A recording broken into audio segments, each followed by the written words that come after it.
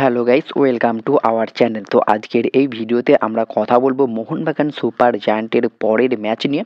Mohun Bagan super জায়ান্টের পরের match রয়েছে বেঙ্গালুরু এফসির সঙ্গে। এই ম্যাচটি কবে কোথায় অনুষ্ঠিত হতে চলেছে? এই ম্যাচটা কিন্তু মোহনবাগানের জন্য প্রতিশোধের ম্যাচ এবং খুবই ইম্পর্টেন্ট একটা ম্যাচ, লিগ সিল ঘরে আনতে চাইলে। তো সেই ম্যাচটা নিয়ে আমরা আলোচনা করব, দুটো টিমকে নিয়ে আলোচনা করব, দুটো টিমের বর্তমান পরিস্থিতি কেমন, লিগ টেবিল অবস্থান কোথায়, সব কিছু ডিটেলসে আলোচনা করব। মোহনবাগান টিমে হতে চলেছে একাধিক পরিবর্তন, ডিফেন্সেও বড় পরিবর্তন আসতে পারে, আপফ্রন্টের নতুন জুটিকে আমরা দেখতে পারি। তো কি পরিবর্তন হতে পারে, কোন ফরমেশনে যেতে পারে, কেমন লাইন আপনি নামতে পারে এই ম্যাচে মোহনবাগান, সব কিছু পুরো ডিটেলসে আলোচনা করব, মানে পুরো ম্যাচ প্রিভিউ নিয়ে কথা বলবো। তো অবশ্যই ভিডিওটা খুবই ইন্টারেস্টিং হবে, শেষ পর্যন্ত দেখতে থাকো। আর আমাদের চ্যানেলে প্রথমবার এসে থাকলে একদমই সাবস্ক্রাইব করতে ভুলো না। তো চলো আজকের ভিডিও শুরু করা যাক। ফার্স্ট অফ অল আমরা কথা বলে নেব ম্যাচটি কবে কোথায় অনুষ্ঠিত হতে চলেছে। তো Mohun Bagan super giant versus Bengaluru FC ম্যাচটি অনুষ্ঠিত হতে চলেছে 27শে জানুয়ারি সোমবার সন্ধ্যে 7:30 থেকেই।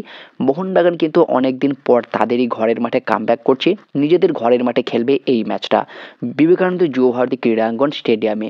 তো মোহনবাগান কিন্তু তাদেরই ঘরের মাঠে বেঙ্গালুরু এফসির সঙ্গে 27শে জানুয়ারি সোমবার এই ম্যাচটা খেলতে চলেছে। আর এই ম্যাচের লাইভ তোমরা জিও সিনেমা, স্টার স্পোর্টস 3 এবং স্পোর্টস 18 এই চ্যানেলে দেখতে পারবে। আর এই ম্যাচের টিকিট কিন্তু অলরেডি দেওয়া শুরু হয়ে গিয়েছে, অফলাইন টিকিট দেওয়া শুরু হয়ে গিয়েছে। 24 তারিখ অর্থাৎ আজ থেকে 27শে জানুয়ারি পর্যন্ত মোহনবাগান গ্রাউন্ড বক্স অফিস সকাল 11টা থেকে বিকেল 5টা পর্যন্ত তোমরা অফলাইন টিকিট পেয়ে যাবে। এছাড়াও 24শে জানুয়ারি মানে আজকে বক্স অফিস 2 বিবেকানন্দ যুবভারতী ক্রীড়াঙ্গন স্টেডিয়ামের গেট নম্বর 4-এ তোমরা টিকিট পাবে সকাল 11টা থেকে বিকেল 4টে পর্যন্ত। এবং 25 থেকে 26শে জানুয়ারি বিবেকানন্দ যুবভারতী ক্রীড়াঙ্গন বক্স অফিস 2 গেট নম্বর 4, সেখানেও তোমরা সকাল 11টা থেকে সন্ধ্যা 6টা পর্যন্ত টিকিট পাবে। আর অনলাইন যারা টিকিট তোমরা নিয়েছো তারা রিডিম করতে পারবে 24শে জানুয়ারি বিবেকানন্দ যুবভারতী ক্রীড়াঙ্গন বক্স অফিস 2 গেট নম্বর 4-এ সকাল 11টা থেকে বিকেল 4টে পর্যন্ত। এবং 25 তারিখ ও 26 তারিখ বিবেকানন্দ যুবভারতী ক্রীড়াঙ্গন বক্স অফিস 2 গেট নম্বর 4-এ তোমরা সকাল 11টা থেকে সন্ধ্যা 6টা পর্যন্ত অনলাইন টিকিট রিডিম করতে পারবে। তো টিকিট নিয়ে কিন্তু এই আপডেটটা ছিল, তোমাদেরকে জানিয়ে দিলাম। তো এরপরে যদি আমরা কথা বলি দুটো টিমের বর্তমান লিগ টেবিল অবস্থান কোথায়, তো মোহনবাগান সুপার জায়ান্ট তারা 17 ম্যাচে 37 পয়েন্ট নিয়ে 1 নম্বর পজিশনে রয়েছে। উল্টো দিকে বেঙ্গালুরু এফসি তারা কিন্তু প্রথম দিকে খুবই ব্রিলিয়ান্ট স্টার্ট করেছিল এই মরশুমে আইএসএলটা, পরে কিছুটা ড্রপ করেছে। তবে এই মুহূর্তে তারা 17টা ম্যাচ খেলেই 28 পয়েন্ট নিয়ে 3 নম্বর পজিশনে রয়েছে। একসময় কিন্তু এই বেঙ্গালুরু এফসি কিন্তু লিগ শিল্ডের সবচেয়ে বেশি টক্কর দিচ্ছিল মোহনবাগানকে, আর বর্তমান সময়ে তারা কিন্তু একটু পিছিয়ে পড়েছে, বলতে গেলে তারা প্রায় ছিটকেই যাচ্ছে। তো অবশ্যই মোহনবাগান কিন্তু এই ম্যাচটা জিতে লিগ শিল্ডটা অনেকটাই পাকা করে নিতে চাইবেন নিজেদের দখলে। তো এই ম্যাচটা মোহনবাগানের জন্য ভীষণ ইম্পর্টেন্ট। প্রথম ম্যাচে বেঙ্গালুরু এফসি কিন্তু মোহনবাগানকে নিয়ে তাদের ঘরে ছেলে খেলা করেছিল, রীতিমতো 3-0 গোলে হারিয়েছিল।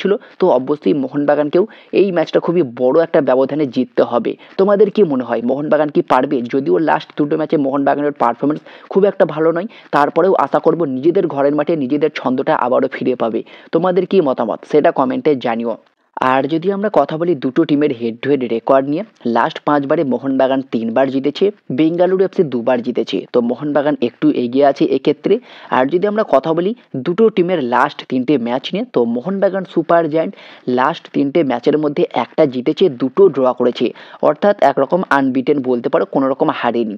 উল্টো দিকে বেঙ্গালুরু এফসি তারা কিন্তু লাস্ট 3টে ম্যাচের মধ্যে দুটো হেরেছে, একটা ড্র করেছে, এবং যে ম্যাচটা তারা ড্র করেছে সেটাও কিন্তু হারতে হারতেই ড্র করেছে। হায়দ্রাবাদ এফসির এগেনস্টে তারা কিন্তু প্রথমেই গোল কনসিড করেছিল শেষ দিকে, প্রায় 75 মিনিটের পরে কিন্তু সুনীল ছেত্রী একটি গোল করে, সেখান থেকে সমতা ফিরে পায়। এবং বেঙ্গালুরু এফসি ওড়িশার এগেনস্টে 3-2 গোলে হেরেছে, মোহামেডানের কাছে শেষ মুহূর্তে গোল খেয়ে 1-0 হেরেছে। অর্থাৎ বেঙ্গালুরু এফসি এই টিমটারও কিন্তু খুব একটা যে ভালো সময় যাচ্ছে সেটা কিন্তু নয়। তবে লাস্ট ম্যাচে ওড়িশা এফসির এগেনস্টে তারা কিন্তু খুব ভালো রকম ফাইট করেছে, যদিও তারা তাদের ঘরের মাঠে খেলেছে। তো সেক্ষেত্রে অবশ্যই তারা কিন্তু পুরো এফোর্টটা দিয়ে খেলেছে এবং ভালো রকম ফাইট কিন্তু করেছে ম্যাচটা থেকে যে কোনো মূল্যে একটা পয়েন্ট আনার। তবে শেষমেশ ব্যর্থ হয় ওড়িশা এফসি, কিন্তু দুরন্তভাবে কামব্যাক করেছিল। যদিও বেঙ্গালুরু এফসি প্রথমেই তারা 2-0 গোলে এগিয়ে গিয়েছিল, তারপরে ওড়িশা এফসি যেভাবে কামব্যাক করেছে সত্যি আনবিলিভেবল। তো তারপরেও বেঙ্গালুরু এফসি কিন্তু লিড ফিরে পেতে চেয়েছিল, শেষমেশ আর সেটা হয়নি। তো অবশ্যই বেঙ্গালুরু এফসি তারাও চাইবে জয়ের সরণিতে ফিরতে এবং পয়েন্ট টেবিলে একটা ভালো রকম জায়গায় অবস্থান করতে। তবে মোহনবাগান কিন্তু খুব সহজে ছাড়বে না, আর এই ম্যাচে কিন্তু বেশ কিছু পরিবর্তন আমরা দেখতে পারি। আর দুটো টিমের শক্তিশালী পয়েন্ট নিয়ে যদি আমরা কথা বলি, বেঙ্গালুরু এফসির বর্তমান সময়ে দুরন্ত পারফরমেন্স করছে কিন্তু রায়ান উইলিয়ামস এবং ভারতীয় লেজেন্ড সুনীল ছেত্রী অলরেডি 11টা গোলও কিন্তু করে ফেলেছে। গোল্ডেন বুটের দৌড়ে তিনিও কিন্তু এগিয়ে যাচ্ছেন এবং রায়ান উইলিয়ামস তিনি যে ডান দিক থেকে এত আক্রমণাত্মক ফুটবল খেলছে, যেটা মোহনবাগানের ডিফেন্স লাইনকে অনেকটাই ব্যস্ত রাখবে। তো অবশ্যই রায়ান উইলিয়ামসকে আটকাতে হবে এই ম্যাচে, সুনীলকে অনেকটাই কভার করতে হবে, তাহলে কিন্তু মোহনবাগান কোনো প্রকার গোল কনসিড নাও করতে পারে। অবশ্যই আলবার্তো নোগিয়েরার মতো প্লেয়ার রয়েছে, এডগার মেন্ডেজ রয়েছে, তো সেক্ষেত্রে বেঙ্গালুরু এফসি এই দলটাও অনেকটাই শক্তিশালী দল বলতে পারো। উল্টো দিকে মোহনবাগান লাস্ট ম্যাচটা তাদের আক্রমণ ভাগটা খুব একটা স্ট্রং লাগেনি, যেখানে অনেকটা পরিবর্তন দেখেছিলাম আমরা। এই ম্যাচেও একাধিক পরিবর্তন হতে পারে। তো যদি আমরা কথা বলি মোহনবাগান কোন ফরমেশনে যেতে পারে, তো আমি মেনলি দুটো ফরমেশন সাজেস্ট করব। দুটো কিন্তু খুবই ইম্পর্টেন্ট ফরমেশন। একটাতে আমরা ডিফেন্স লাইনে পরিবর্তন দেখতে পারবো এবং আর একটাতে কোনো রকম ডিফেন্স লাইনে পরিবর্তন দেখতে পারবো না। প্রথম যে ফরমেশনটা আমরা নিয়ে কথা বলবো, যেটাতে ডিফেন্স লাইন কোনো পরিবর্তন থাকবে না, সেটা হচ্ছে 4-2-3-1। এই ফরমেশনটাতে কিন্তু মোহনবাগান খেলেছে এর আগেও, আর এটা একটা বেস্ট ফরমেশন মোহনবাগানের জন্য। বর্তমান সময়ে এই ফরমেশনটাতেও অনেকটা কন্টিনিউ করছে। তো যদি আমরা কথা বলি 4-2-3-1 এই ফরমেশনে মোহনবাগানের লাইন আপ কেমন হতে পারে, এক্ষেত্রে ডিফেন্স লাইনে কোনো পরিবর্তন হবে না। তো যেরকম হতে পারে লাইন আপটা, গোলকিপারে বিশাল কাইত, 4জন ডিফেন্সে, লেফট ব্যাকে সুভাশিস বোস, রাইট ব্যাকে আশিস রায়, 2জন সেন্টার ব্যাকে সেই বিদেশি যুগলবন্দি টম আর্লেট সঙ্গে আলবার্তো রড্রিগেজ, আর 2জন ডিফেন্সিভ মিডফিল্ডে সাহাল আব্দুল সামাদ সঙ্গে আপুইয়া। তবে সাহালের জায়গায় দীপক তাংড়িও স্টার্ট করতে পারে, তবে সাহালকে রাখলে আরও বেটার হবে। 3জন অ্যাটাকিং মিডফিল্ডারে বাঁ দিক থেকে অবশ্যই এই ম্যাচে ফিরতে পারে লিস্টন কোলাসু, আর ডান দিক থেকে মনবীর সিং।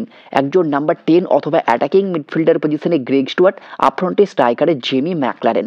4-2-3-1 ফরমেশনে গেলে এমনই একটা লাইন আপের দরকার রয়েছে এই ম্যাচে। অবশ্যই নিজেদের ঘরের মাঠে ডিফেন্সটাকে শক্ত করার পাশাপাশি আক্রমণটাও অনেকটাই শক্তিশালী করতে হবে। তো অবশ্যই স্টুয়ার্টকে মাঝ মাঠে ফেরাতে হবে, সেখানে সাহাল আপুয়ার একটা ভালো কম্বিনেশন, সাথে গ্রেগ স্টুয়ার্টের অনবদ্য থ্রু বলগুলো, যেটা ম্যাকলারেন ভালো রকম গোলে কনভার্ট করতে পারবে। আর দুই উইং থেকে লিস্টন মানবীর অনবদ্য একটা রান কিন্তু আমরা করতে দেখতে পারি। তো এমন একটা লাইন আপ হলে বেস্ট হতে পারে মোহনবাগানের জন্য। আর যে ফরমেশনটা মেনলি আমি সাজেস্ট করছি মোহনবাগানের জন্য বেটার হতে পারে, 3জন আপফ্রন্টে বিদেশিকে ইউজ করতে পারবে, যেখানে Greg Stewart, Dimitri Petratos, Jamie Maclaren 3জনকে একসাথে খেলাতে পারবে। তো সেই ফরমেশনটা হচ্ছে 4-4-1-1। এটা মেনলি আমার পার্সোনাল মতামত তোমাদেরকে শেয়ার করছি। এই ফরমেশনটাতে গেলে বেটার হতে পারে। তো 4-4-1-1 ফরমেশনে গেলে ডিফেন্সে একটা পরিবর্তন করতে হবে যদি আপফ্রন্টে 3জন বিদেশিকে ইউজ করতে হয়। তো অবশ্যই গোলকিপারে বিশাল কায়েত, 4জন ডিফেন্সে, লেফট ব্যাকে ক্যাপ্টেন সুভাশিস বোস, রাইট ব্যাকে আশিস রায়, 2জন সেন্টার ব্যাকে আলবার্তো রড্রিগেজ, সাথে দীপক তাংড়ি। দীপক তাংড়ি যদিও ডিফেন্সিভ মিডফিল্ডার, তবে তার পাশাপাশি তিনি সেন্টার ব্যাক পজিশনে অনবদ্য খেলে থাকে। তো অবশ্যই সেন্টার ব্যাকে দীপক তাংড়িকে খেলালে কোনো প্রকার অসুবিধা হবে না।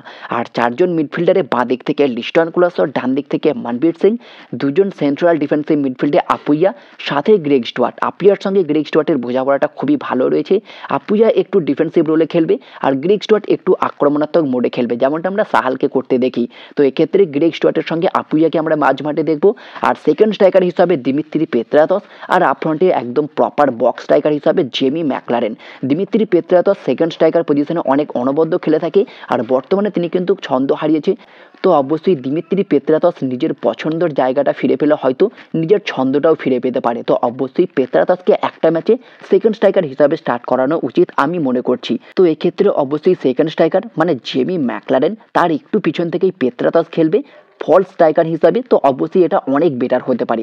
এই লাইন আপটা কিন্তু মোহনবাগানের জন্য বেস্ট হতে পারে। পরে যদি সেরকম হয়, মোহনবাগান যদি অনেক গোলে লিড নিয়েছে, লাইক 2-3টে গোল করে দিয়েছে, সেক্ষেত্রে ডিফেন্সটাকে স্ট্রং করার জন্য দীপক তাংড়িকে তুলে আলবার্তোকে নামিয়ে দিতে পারে এবং গ্রেগ স্টুয়ার্টকে তুলে দিয়ে সেখানে সাহালকে ইউজ করতে পারে। এটা কিন্তু অনেক বেটার হতে পারে আমার মতে। তো লাইন আপটা যেরকম হলো তোমাদেরকে আরও একবার বলে দিই। গোলকিপারে বিশাল কায়েত, 4জন ডিফেন্সে, লেফট ব্যাকে ক্যাপ্টেন সুভাশিস বোস, রাইট ব্যাকে আশিস রায়, 2জন সেন্টার ব্যাকে আলবার্তো রড্রিগেজ, সাথে দীপক তাংড়ি, 4জন মিডফিল্ডারে বাঁ দিক থেকে লিস্টন কুলাসর, ডান দিক থেকে মনবীর সিং, 2জন সেন্ট্রাল মিডফিল্ডে আপুইয়া সঙ্গে গ্রেগ স্টুয়ার্ট। আপুইয়া একটু ডিফেন্সিভ রোলে খেলবে, গ্রেগ স্টুয়ার্ট একটু আক্রমণাত্মকভাবে খেলবে। আর একজন সেকেন্ড স্ট্রাইকার হিসাবে দিমিত্রি পেত্রাতস, আপফ্রন্টে পুরোপুরি বক্স স্ট্রাইকার হিসাবে জেমি ম্যাকলারেন। ঠিক এমনই একটা লাইন আপ আমি কিন্তু চাইছি বেঙ্গালুরু এফসির এগেনস্টে মোহনবাগান তাদের ঘরের মাঠে খেলুক।